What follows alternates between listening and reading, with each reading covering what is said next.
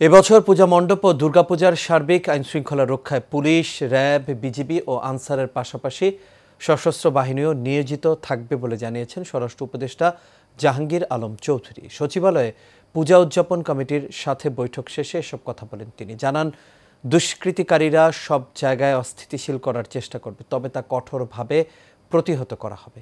বিস্তারিত নূর মোহাম্মদ ভুঁইয়ার রিপোর্টে। আসন্ন দুর্গাপূজা উপলক্ষে আইনশৃঙ্খলা বাহিনীর ঊর্ধ্বতন কর্মকর্তাদেরকে সাথে নিয়ে সচিবালয়ে পূজা উদযাপন কমিটির সাথে বৈঠক স্বরাষ্ট্র উপদেষ্টা জাহাঙ্গীর আলম চৌধুরী।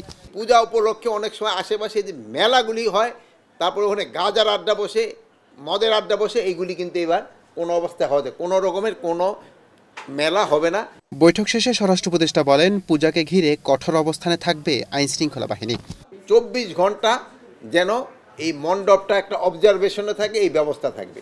আর আমাদের থেকে আনসারের সদস্য, আমার সদস্যরাও থাকবে এবং তারাও এই 24 ঘন্টা ওটা অবজার্ভ করবে যেন কোনো ধরনের কোনো রকমের সমস্যা না হয়। প্লাস আমাদের সব বাহিনী থাকবে, সশস্ত্র বাহিনী থাকবে, পুলিশ থাকবে, আনসার থাকবে, র্যাব থাকবে, বিজিবি থাকবে।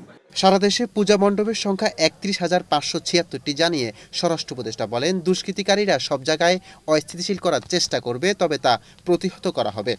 যারা দুষ্কৃতিকারী সারা সব জায়গায় দুষ্কর্ম করার চেষ্টা করে, এটা শুধু পূজা না, সব জায়গায় করার চেষ্টা করবে, এটা প্রতিহত করার দায়িত্ব হলো আমাদের, আপনাদের।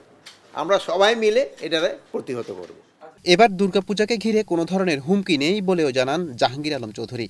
সত্যতা আছে কিনা ওইটাও চেক করা যাবে। নূর মোহাম্মদ ভুঁইয়া, এশিয়ান টেলিভিশন, ঢাকা।